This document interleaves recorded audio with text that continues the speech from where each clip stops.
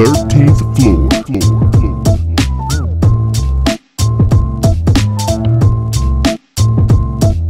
The 13th floor. Welcome, ladies and gentlemen, to the 13th floor, where the furniture isn't always the best, but the views are amazing. I am your stand-in moderator. I don't know how long I'll be standing in. We got our true moderator, B. Jones. He's out there adulting with his new job, putting in many hours in his project management position. So we wish him the best, and we'll hold it down until he gets back. I got my guys here today, starting with Mr. Logistics, Brian Jones. Hey, what's good, everybody? Glad to be back. Hit you with the government. Promise you, I saw that. I promise you could just like copy that and paste it in, and like you say the same thing every time. I know. Consistency. Because I ain't been here. I take breaks. Logistics is about consistency, baby. Right, Exactly. right. Going to my main man, Deacon Rubra, Mike D. What's going on, fellas? What's going on, folks? How everybody doing? And of different course, spot today. What'd you say? Happy to be in the spot today? In a different spot. Got a different background. We got He got the light shining on him, showing all that light-skinnedness. Mm-hmm. Yeah. So if y'all can't hear him, at least y'all can see him if you tune into the YouTube. Yeah, that's a whole childhood thing. Yeah, that's bad. Yeah, no light skin jokes. No light skin jokes. And Mr. Dependable, Mr. Consistency, Mr. Here every week for the people, DJ Barry B. Fresh. Hey, just like Dwayne, I am the Rock, baby. We here, we ready. Let's get it. Stay tuned in, baby. And as I said, I am your stand-in moderator, Coach K. And we're going to kick this thing off. Fellas. I got to ask y'all, man. So when did it happen for you guys? So probably Mike and BJ. So I learned this week the hard way of what happens when your wife takes your child to the store and she makes the tragic mistake that you will forever now be held accountable to by your child. So my son, and I'll let you guys guess what happened. We go to the grocery store and we get to the cart and he throws a fit. Why did he throw a fit? Because she either carries him around or she puts him in the front of that cart or let him ride on the thing. Close. So you know how they have the ones for the kids with the special seat and like they got that little steering wheel and all that stuff, and it's like like a half size bigger than all the other carts. Yeah, pretty much. So she's been putting him in that. So now all of a sudden now that's what he wants to do. So if we go someplace and they don't have it, he's throwing a fit. And I'm just like, dude, come on. Look what you started. Yeah, and that thing is not the bar is so high. That thing is not convenient at all. Like it doesn't turn well. That thing's like 3 carts. It's like so big and awkward. You can't put no groceries like, in it. Everybody's looking like, look at this idiot. Right. I used to look at people like, look at you with this huge thing going down the aisle. So, and your kids up there snatching stuff out the front of the car, like, I'll be transparent. We used to get 2, so it's like it was good. Des didn't want to get it; they didn't really have for her. But with Michael and Yasmin, we put them in one and send them on a mission. And then somebody else got the real cart going through the grocery. Go do the real shopping. Yeah. Wow. Like, I'd be the mission driver. Like we end up in the clothes, we end up in the back where all type of stuff. That's crazy. She hit me up on the phone like, all right, I'm in line. And then we meet up in line. I learned early. Just go by myself. Y'all stay. I go to the store at midnight if I got to, like Myers and Kmart. When you need to buy, all right. Mr. Logistics. There you go, Ricky. Hey, listen. So for me, you know, I'm probably home by myself with Asher probably 2 to 3 days out of the week. So I have to find things to do just to get out the house. So we're always making some type of trip somewhere to the store or something. If the weather's good, you know, we go to a park or whatever. But it's been a very interesting time. I will say that. So I'll put you guys on to something else funny that happened to me. And for those of you, all of you know me for a long time. So, these things happen to me that used to happen regularly. Now they're kind of spaced out. So I'm going to work, and right next to work, we have this little grocery store called Earth Fare. And I usually go there and grab some water or whatever it is for the day. So I'm sitting in the car because I was listening to something. I'm sitting in the car, and all of a sudden there's a tap on the passenger side on the glass. And I'm just like, what in the world is going on? Yup, that's exactly what I did. So, I cut that glance over to the right, like, what is happening here? And there's a lady out there, and she has a pamphlet in her hand. So I already know what's going down. It's a watchtower. I roll the window down. Sure enough, it's a watchtower. And she's like, oh, we're out today talking about the future. Do you ever think about the future? And I'm like, ma'am, right now, I am thinking about this moment that's happening right now.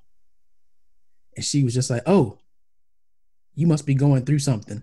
So she kind of like tosses the watchtower, because I didn't put the glass all the way down.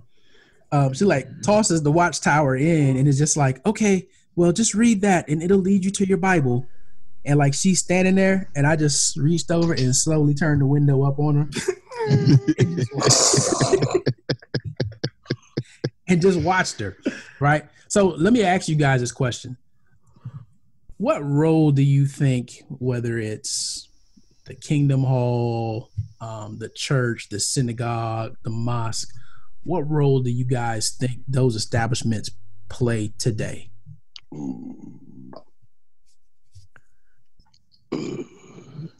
Anybody want to? BJ, you go first. So I think it definitely has a place. And again, I respect the fact that everybody has a different upbringing. Everybody has a different view on the world as we see it, the world that we live in. But for whatever reason, if it's a place where somebody finds solace in finding their own way to cope with or to deal with or to make it through life and is a better person because of it, I can't fault it. I'm not going to judge that person. I go to church. I'm a Christian. I've been in church for years now, and my family, we get up pretty much go every Sunday that we're in town, or if we're out of town, we can make it. But that's my and our family's choice to do that way and worship that way. As far as missionaries working out and about, I don't believe that you need to stand on the street corner and expel everything from mouth and tell people they're doing this or they're doing that or not doing this, whatever. I believe by the life you live should set the example of whatever you should do. That being said, though, I try to respect everybody, and even more so nowadays, because if eventually for that situation with the Jehovah's Witness in the Watchtower, when my sister got married, she converted to Jehovah's Witness. And I know that her and my niece and nephew and my brother-in-law go out. So my way of dealing with nowadays is at least answering and telling them, like, look, be respectful. I don't appreciate it. I don't want that word. That's not what I believe in. That's not how I was raised. I respect you, because I wouldn't want somebody to do that to my family, right, and not disrespect them when they're out as well. So that's my way of dealing with situations like that. Yeah, and I think, in the past, I would have had a different response. But I also think in that particular moment, like, hey, you're putting yourself in danger by just walking up in the parking lot early in the morning and knocking on my glass. You don't know who I am, what I'm capable of. So, I mean, granted, your faith is probably real strong and you feel protected and, okay, I respect you for that. There's protected and there's dumb, though. Just call it spade a spade. Exactly.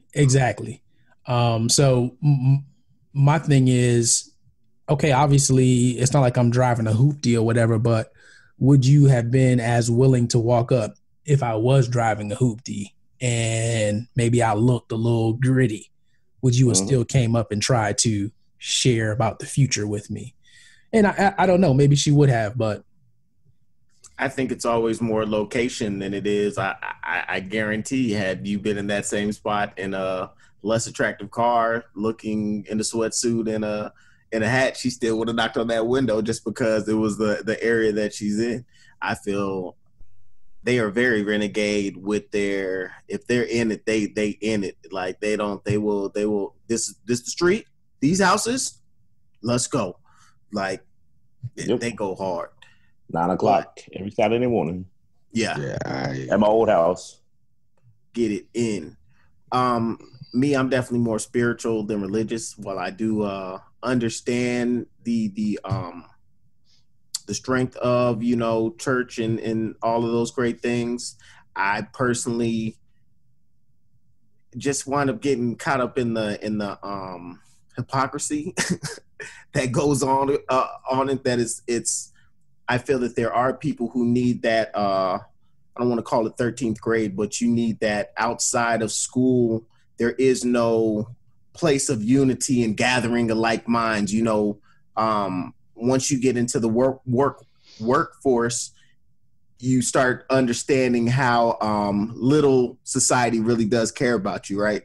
And so having a place that you can go where you feel there's a connection in order to be moving, you know, in a similar movement, you get that same feeling that you had in school, where there's that unity, there's a purpose, and there's definitely an importance of having that, you know, in some people's lives. So there's definitely a reason for it, and still a strong importance of it.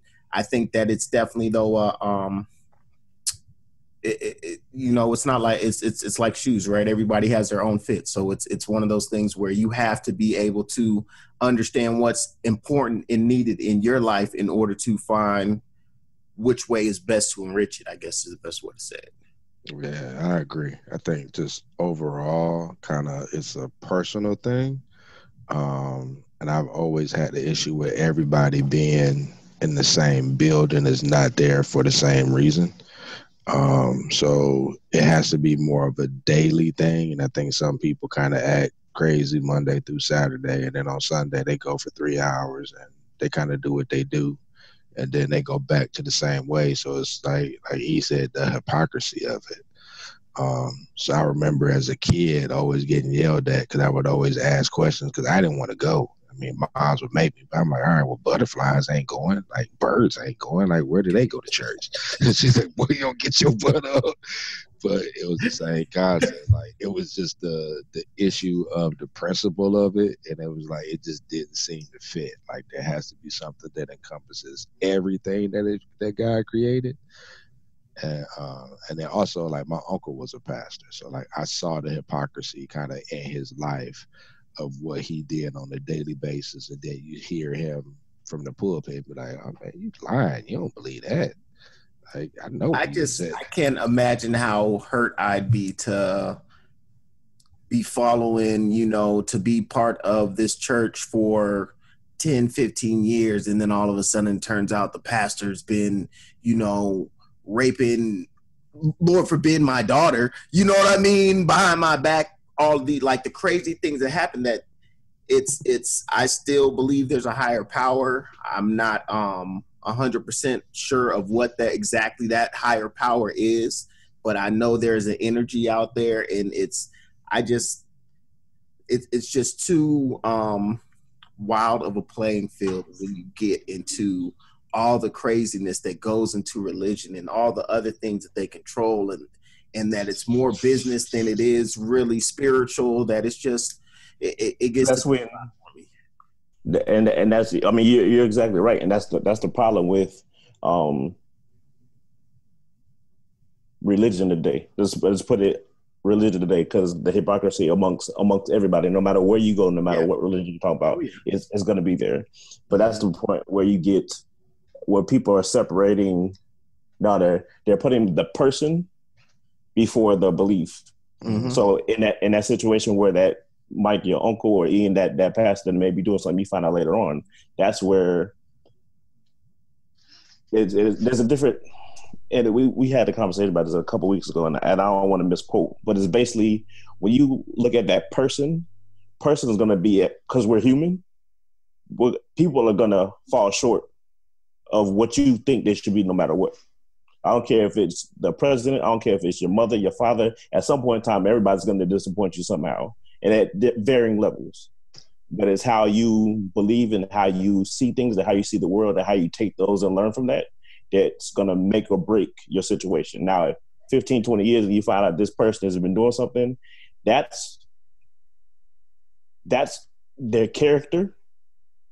But what they're doing through those 3 hours on 3 or 4 hours on Sunday with the right message might have been what those people needed at that point in time. You can't take the other however many hours they're in a week and put that on them. That if they mess up, that's on them to do there. And that's, man, that's such a solid, strong point you just dropped, because I think people get confused.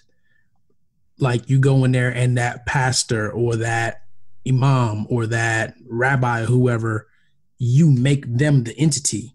Correct. Well, they're false prophets, right? They're, you know what I mean? If they become on the bad side, but that's what it is that you wind up, you have to, a good speaker can capture your attention and create that connection.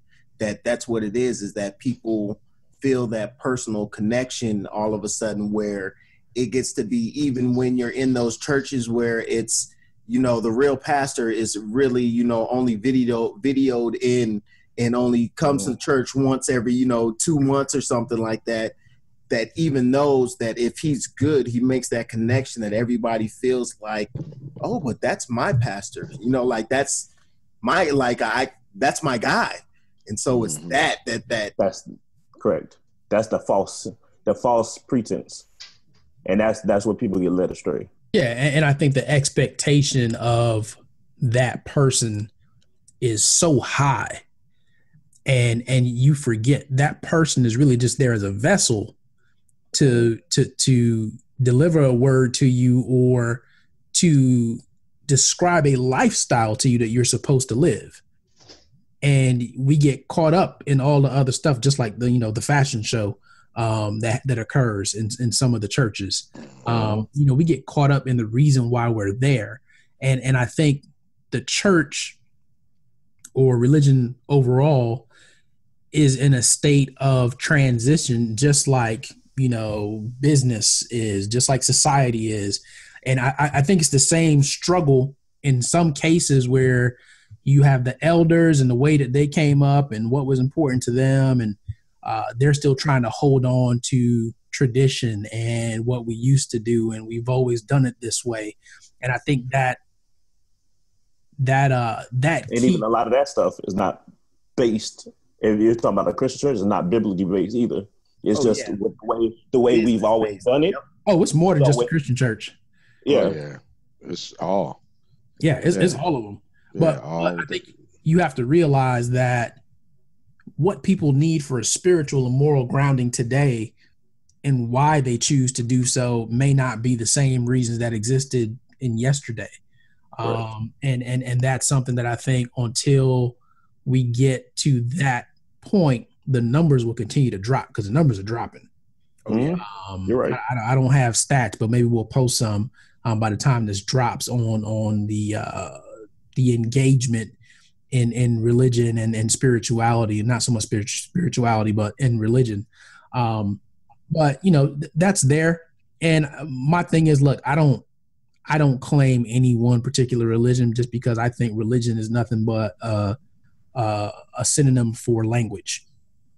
And I think people speak different languages, and people get caught up in their language and then become intolerant of other people's languages and what they speak. And at the end of the day, there's so much more in common than there is not. But we choose to focus on those one or two things that make us different. And I think as long as we do that, we can never be we can't just be just one human race. We can't just be just one, harmonious family, which, look, we know for monetary reasons, we'll never get to that because somebody always has to be in power, right? So I think the prevailing religion is money, and nobody really talks about that much. We talk about separation of church and state in this particular country, but they use it when they want to use it to get what they want. So, hey, look, I'm going to cut this one here because we're going to do this is a whole nother show, honestly. Yeah, we're going to do a whole nother show where it's just talking about the church as it relates to Black people today. And I think that one is real deep. And I think that one will take us. We'll actually have a special guest on for that one. So that was our serious part. Let's start getting into some of this fun stuff that we normally do. Playoffs. What do you guys think? I'm about to take it back. See, y'all know it on this one. Cavs and Warriors, baby. I mean, I don't see. At the end of the day, I think Warriors going to get that back-to-back because, I mean, boy, when them dudes is gassed up, there's really minimal that you can do to really outweigh how many points they can put on the board. Like, if you got Durant and Steph and Kyle bussing, it's a wrap. Yeah, I need the Celtics to win. I'm tired of hearing this Cleveland stuff. Man. So just for the listeners out there, at the time that we're recording, both series are 2-1, both series. So by the time you hear this, there'll be some different outcomes. But as of right now, look, I'm just pulling for LeBron. I'm just tired. Man. I'm pulling for him, not because I'm a Cleveland fan, but just because, like I was just talking about with religion, I think we haven't evolved to what the game is today and what this does day in and day out. And I just want him to get his props. I just want people to finally stop making the comparison of him and Michael Jordan. Just give the man his props for who he is. Yo, he's a great player. Quit hating. That man. I hate, H-A-T-E, hate. But where's that grounded in? Where's that grounded from? That's grounded from me that's grounded from me from when he was a freshman in high school. So I was coaching at Warrensville community when he was a freshman, and literally the kids that were freshmen were scared of him. Like, it was like, oh man, he great. Like, oh man, he great. He this, LeBron this. Man, look. Because everybody, but he didn't do it. The hype and the media and everybody did that for him. Right. So it's like they played it up to the kids. It's the overall hype that there's a continued hype that is put to him that is unwarranted. Like, he's good, but like, I always look at, like, I get yelled at the barbershop. Like, all right, well, if he is that good at his basketball skill set, take whatever size and strength he has and make him a different size. Is he still that type of a player? So if you look at Kobe, if Kobe is 6'3", Kobe can still be a beast. Kobe got moves. Kobe got skill. Kobe would shoot. Kobe got a whole different basketball skill set. LeBron's skill set is size, strength, power, speed. That's it. Like, his jumper is not all textbook. He don't really, like, he can pass. That's probably the best thing he can do, just basketball wise. He got great basketball IQ, and the dude can throw a dime. But majority I'm gonna stretch your basketball my thing. But isn't that why they put Shaq in all them years ago? It's same thing. Shaq ain't the best big man. Like, if you look at Wilt, Kareem, like Bill Russell, like, in terms of the great, like, art between LeBron and Michael Jordan, like, Mike Jordan got beat up on the court, like, literally beat up. If you look at some of those Piston games, like, he got assaulted. Punches, elbows, like, literally taken down. If LeBron gets scratched in the face, the dude fall like somebody shot him. But that's the game. But we act like that's not the game today. But it's exactly. But that don't mean it's the fault a man for always being put on a pedestal. But LeBron has never shown to be the arrogant jerk that he could be.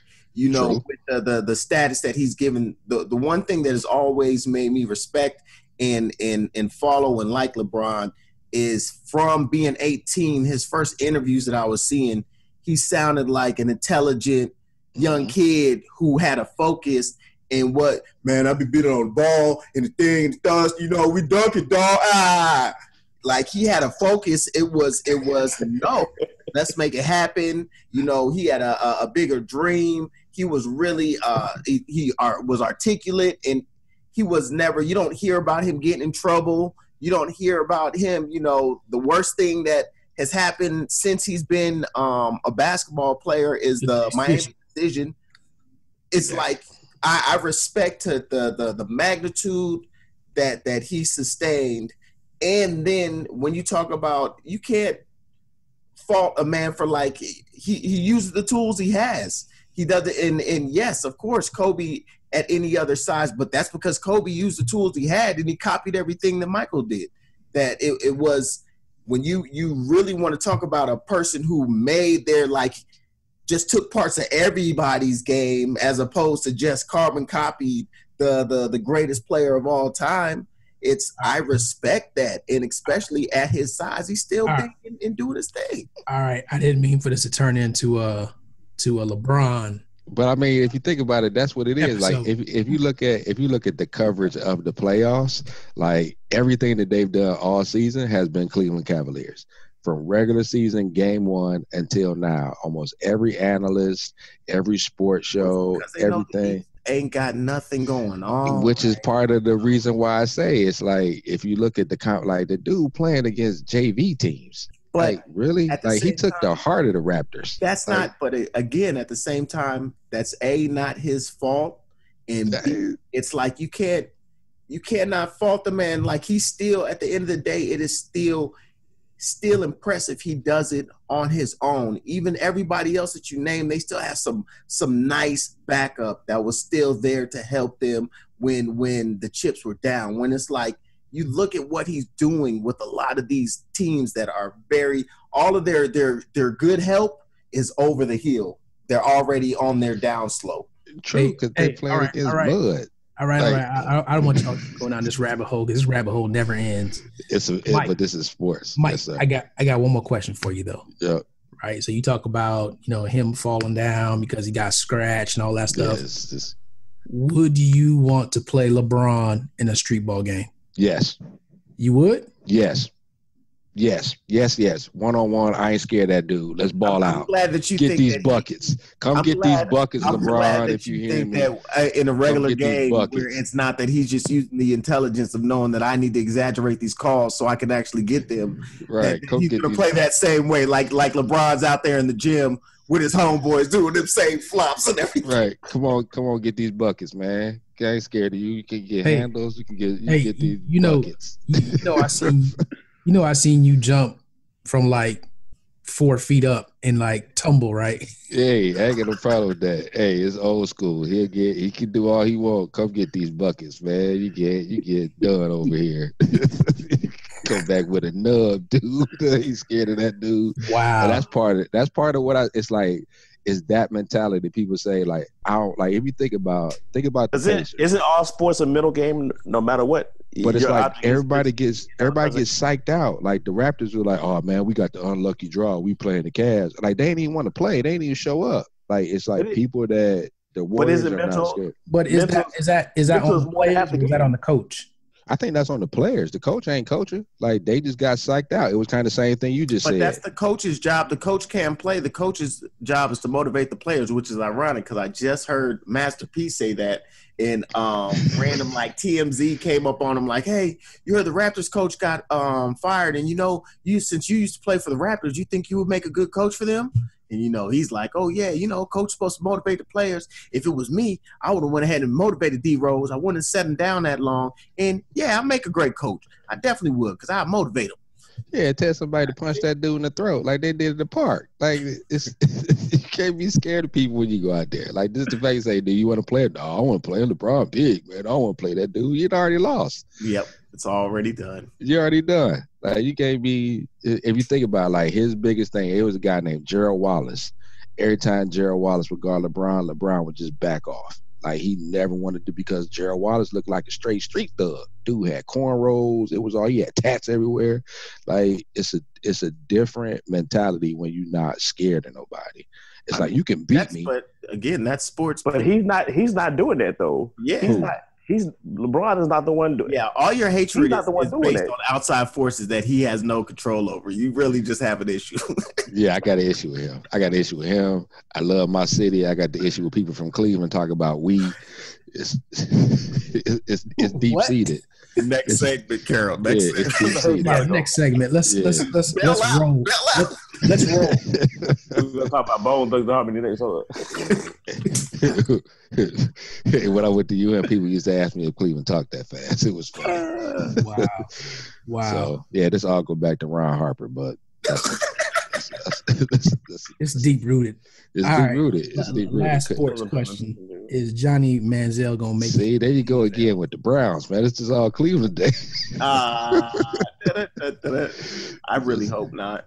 This Cleveland day. I really If don't he think it gets matters. to play Who before cares? Cap, that's something crazy going. The world is back. Look, For real.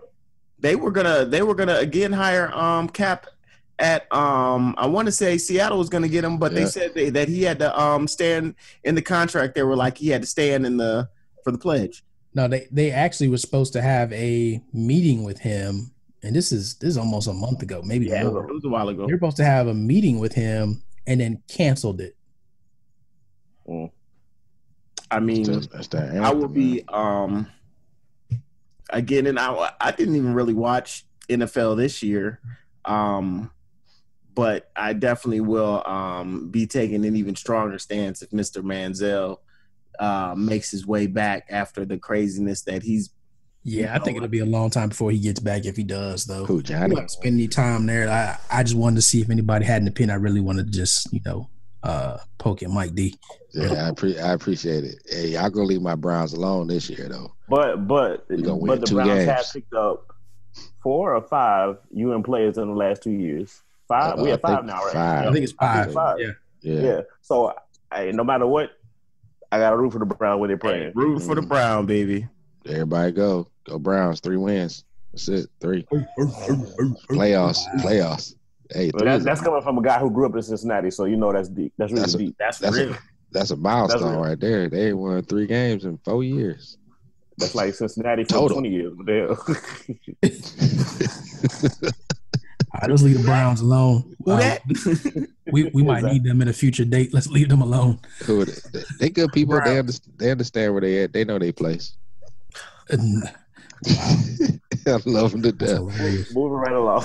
Yeah, moving right along from one thing that I found to be insignificant to something else that, in my opinion, is insignificant: the royal wedding. Let's move on to another topic. Next. But I really want to talk about it because a lot of people are saying that, oh my gosh, this is going to be like just changing for Black people. We got a Black woman that's now in the royal court. Blah blah blah. Hey, it's going to be as changing and life altering as Barack Obama becoming president. While it does give some of those females who always wanted to truly be a princess a little bit more hope of being able to feel that they truly can become and attain being a real princess or queen and qualified by history, I guess is the best way to put it. At the end of the day, I don't think it's about to change any relations or feelings. I don't know if anybody's seen. There's a picture of the queen where she has one of the stankest looking faces looking over across just like that perfect, great descriptive word. She is scowling at her new daughter-in-law. Negress penetrated my fortress. Blood. She's blood's like not gonna be pure no more. She was like Johnny Tapia's mom. Johnny, is that a Negro? Yeah, the whole part, like if you listen to the whole thing, they kept saying it was the African American influence. I'm like, what the heck? It's like just the British influence and the African American influence on the wedding. I mean, she changed gowns 3 times. Like, look at the African American influence on her dress. The heck does that mean? I will the sons from Diana, their mom, they were built different. And like they weren't built as British, Roy, like they were regular kids. And if you watch a lot of their footage, I don't know if you guys have seen, there's one, I don't know what type of ball or whatever type of professional thing that they had going on at one of these palaces, but these dudes turned it into like you got everybody in their full regalia and stuff, and these cats like are doing this party thing and like dancing and like have like the queen and everybody like doing dances and stuff like that. Like it's hilarious. They did not have the down to queen. earth and very like cool. There's a video of Harry down in Jamaica winding with all types of like they were, in the yard, like winding with all types of chicks and everything. So one thing I have noticed is it's them. It's those two children who are grown men now, who the change that their mom put in them in the love of people. They had that, they had that human touch and wanted to feel the people and be of the people. That's really what made the change. And they're the ones who sparked it, she's the one who sparked it in them that brought us to where we are. But again, at the end of the day, I do not see that it's about to like all of a sudden, again, it's going to be as impactful and life altering for Black people as it was for Barack to be president. And it's just so crazy to me. It's like, I mean, social media just went crazy. Like people were just tuned into it, and I'm just like, yo, this isn't something new. We were kings and queens. There are chicks who can't wake up at 7 o'clock to get to work, who woke up at 5 a.m. to watch that wedding. Crazy. Yeah, and like, Fact. I don't. Yeah, crazy. I'm just like, okay, so how long have you had that conversation too loud in my house because there's two of them in here. So it's like, how long have these people been like just taking advantage of us and whatever? And now finally, after all this time, one of them put a ring on it. So, woo!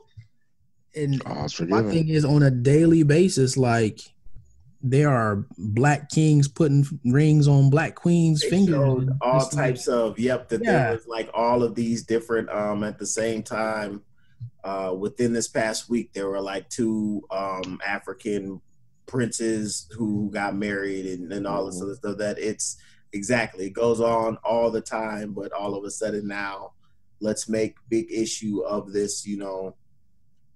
I guess it's because it's breaking the quote unquote color barrier, but still, again, I get it. It's historic. I get it. I understand. But let's celebrate our daily victories, like the way that we celebrated that. Let that flood my timeline. That would be awesome. Yeah, that would be a whole different world. It would be, and I guess what does it take to get there? More than just a self-love, right? Like you got to have a desire to improve your own self, to increase your knowledge, to understand there's like a small piece of time, one that we're in, but there is so much that goes on just throughout the world that is not in mainstream media, that you should be demanding for those other things to be as advertised, as marketed as this was. So the countries of Africa, the countries of people of color, where there are kings and queens that are currently in power and have been in power, that have riches and abundance and intelligence and education, celebrate that. Like, tell these folks to kick rocks. But it's all this about. Time of year, it's funny because this time of year I love, because when my social media timeline is filled with everybody graduating and getting their bachelors, getting their masters, getting their PhDs, and it's just beautiful, man. And again, I'm not by no means saying that's the only way to measure it, but that's a celebration right there. You're taking a step beyond something, and for a lot of people, it's ending a generational cycle that has been going on. They're trying to do something different. They're trying to do something better. They're trying to do something for them. And wherever they may end up now, for this minute, for this week, for the last like 3 weeks, 3 or 4 weeks, all the graduations have been going on, and high school still have to happen. It's just beautiful to celebrate that. Now, when we get to things like the wedding, all that stuff, it's great. The weddings happen every day. How many people and you're happy for them? Again, I'm happy for them. If you found somebody you love, you gonna marry or whatever, you're good. God bless you. Have a great life. But how many people we can't even support our own people around here that are struggling through their marriages right now? I mean, where's the support system there? So everybody calling them our cousins and this. I don't know how many times I saw a word. That's my cousin up there. He's a new cousin. Like, look, your cousin about to get a divorce down the street. What kind of support you giving her? I know personal people who I saw that, and that's in my head. But hey, I ain't want to gossip, so you ain't heard. I ain't feeling that. We use aliases if we want to talk about people, but it was reality. Like they're sitting there celebrating this, about like, but your own family is like suffering right now and going through stuff, but like potentially not going to be together again. So what's about helping them and celebrating that personal connection to your family? There's no personal connection here. This is just like wishing and fairy tale stuff. Like, what's reality? Right. Like I've never gotten close to any of the British royalty. I don't think that's going to make it. Like, I'm not going to go to the little jerk chicken spot and see my man sitting there with his new wife. It's not going to happen. Yeah. Even but what's the problem though? It's not going to be like he's going to look at me and be like, oh my God, exactly. You were one of the 9 billion people who were watching me on TV, right? Oh, what's happening? Just like they road past all them people, they're going to ride past them again on the other day. And there won't be no waiting out with the hair wrap. She gonna wrap her hair at night. Put the little thing. Of course, satin bonnet. Oh, she's gonna have to, man. Her grade of hair, absolutely. My cousin said that she's gonna be bringing products into the palace. She bringing products into the palace. The African pride. Exactly. That mixed chicks. The soul glow. Let me see. It'll be interesting though. Let's see what happens. I mean, so every little thing that happens now is gonna be like put on blast. Once she gets pregnant, it's gonna be like, oh, I heard she's already pregnant. Oh, really? I saw that walking through the grocery store aisle. Hey, same place I saw it. Who knows if it's true? Yeah, who knows? Who cares? Really? It's my cousin Cornrow. Wow. Well, I hate that I know this fact, but her dad didn't go to the wedding. Yeah. And there was like all types of stuff surrounding because like he like staged some stuff for paparazzi or something and like some other stuff. Yeah, it was they say he had a heart attack or something that week. He'd have some type of surgery or something. But I think I think that after he I think it was more of that's a good way to kind of be able to make it seem like, oh, that's why he can't travel. Yeah, where it was more like, nah, Pops was trying to figure out some ways to get some money and run some scams and like do some things. And I think it just wound up, you know what? I think it's better we just go ahead and let you stay at home. We'll tell them that hard issue. But the one thing that's going to be sad, and I don't wish it upon anybody, but it's just the way our world is. No matter how many people are celebrating that day, how much hatred is still out there because of this. Oh, yeah. And it's still going to surface between personal attacks via social media, mail. I mean, they're probably not mail no more, but all the belligerent things are going to go on out there because of this whole situation now. So no matter how many people are celebrating, there's still an equal amount of people who can't stand that that's the situation right now, and they cancel each other out. I was going to say, as far as with the initial question, I don't see them stopping doing things from like throwing bananas at black soccer players at soccer games. You know what I mean? Like, I don't see that this is going to be the catalyst of that change. I don't. So that's like the more important factors, right? Is that really going to impact that? I don't think so.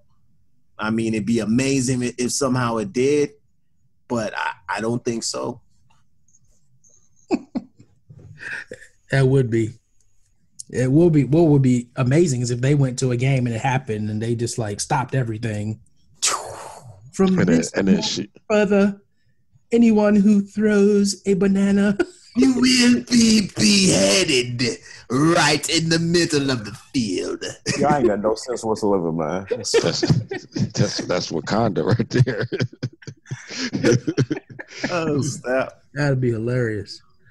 All right. Well, hey, so Memorial Day is coming, and Barry B. Fresh already is working on his new mix. That was sweet. So please be on the lookout for that. We'll definitely drop a link to that when it comes out. But Be Fresh, the mic is yours, man. Talk about Bitcoin or Barry B. Fresh, whatever you'd like to. You know what? We about to switch it up. We gonna start a new segment, Fresh in Biz.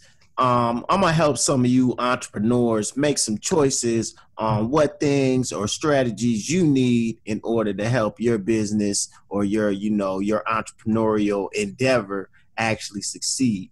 One of the first things that you guys can start with is a Facebook page. Some of y'all cannot afford, a good website yet. And yes, you should spend money. You should invest in your future if you are going to take an entrepreneurial endeavor. So you should stop having the mindset of wanting to get things cheap, free, or, for the hookup, and want to make sure that you are building a strong foundation of what you are going to have moving forward. And you want to make sure that you value your structure of your building as much as you want people to value the product or service that you are creating. So a good place to start is a nice, simple Facebook business page. It allows you to display the information about the product or service that you are presenting or looking to execute. And you can go ahead and take sure the biggest thing that you need for your Facebook page is content. How do you get content? It can be as simple as using your phone or mobile device in order to go ahead, take you some pictures, use some testimonials, maybe some people that you've already helped. If you haven't already helped people, then, being able to take some pictures, write down some information of the things that you want to do. All of those are helpful and beneficial in a way for you to start your entrepreneurial endeavor, start making some money, start thinking forward. It starts with one step. That one step today is a Facebook page. Make yourself a Facebook business page, Fresh in Biz, boom, just like that. Fresh in Biz, I like it. There it is. Brett's not here. We rolled out a new segment, and guess what? It's here to stay. He said cheap, free, or for the hookup. Cheap, free, or for the hookup. Yeah, man, absolutely. That's what everybody wants. Black business. Ooh. But Wow. Fellas. Just on it tonight. Boom, boom, boom. Drop several mics. Mike D or PJ, man, either one of you got anything before I close this thing out? I just said enough. Man, I just know it's coming to the end of the school year for everybody. I know some kids get out this week, and the next couple of weeks, everybody's getting out. Again, man, just watch all kids, man. You just got to there's too much stuff going on nowadays. We had another school shooting last week in Houston. I just pray over your kids. If that's not what you do, just watch over them, look out for other kids, and man, just teachers, educators out there, we understand the struggles you got to go through. We appreciate you. We love everything you do for these kids. It's just we got to do something as a country, man. It's getting ridiculous that when the kids hear about this and see this, and it's like, well, am I even safe in school? That shouldn't even be a question. But we know the way the world is now, we just got to protect them. We got to protect this generation because too many things, they're exposed to too many things, and too many things that happen right now. So I just feel like over the summer, look out for kids, watch out what's going on, keep an eye out for everybody. Even if you don't have kids, just make it a priority just to keep an eye out to make sure everybody's safe. And don't be scared to talk up, man. If kids are doing wrong, either check them or go get their parents to check them. I know we got some issue with people wanting you to check their own kids, so that's a whole other thing about community, but we'll get back to that another day too. We got too many segments to get back to at some point in time. Take notes. Is the community really a community? Yup. And you can subscribe to the 13th Floor. As you heard, BJ said we have many segments we have to get back to. We would love for you to be there when we do so. You can subscribe to us on SoundCloud, YouTube, Facebook, Instagram, iTunes, anywhere that there's a way Spotify, to have or Google Play. We are there with open arms. We are there waiting for you. And I will close this thing out by saying this. Everybody wants to be great, but nobody wants to do the small increments of what makes great. Being great starts with that next second that you decided you want to be great. Make that next second great, and then start collecting more seconds. Eventually you'll have minutes, you'll have hours, you'll have weeks, you'll have months, years, and then next thing you know, you have a lifetime of great. Stop waiting for that one great funnel. Just that whole flood of great to happen at one time. That's not how it works. Live for the next moment, make that moment great, and you'll end up with a great life. There it is. Booyaka shot. That's our show. Thank you for being here on the 13th floor, where the furniture isn't always the best and the views are amazing. You can get up any way you want, but there's only one way down. You got to jump, baby.